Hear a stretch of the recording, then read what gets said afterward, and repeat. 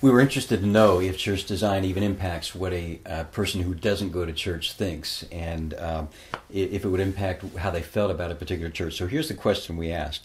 If you were considering visiting or attending a church, would the design of the church building impact how much you enjoyed that visit?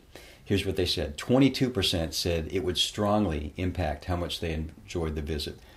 32% said it would somewhat impact how much they enjoyed that visit. So you can see over 50% of people who don't go to church said the design of the church would impact how much they enjoyed the visit. Then we asked them, in what places or settings do you feel close to God? Again, trying to get an idea of inside the mind of somebody who doesn't go to church and let that inform how we design church facilities. By far, the top reference was some reference to nature, whether it's I go to the ocean or I go to the beach or I go to the forest. They had references to nature as the top place that they go to feel close to God.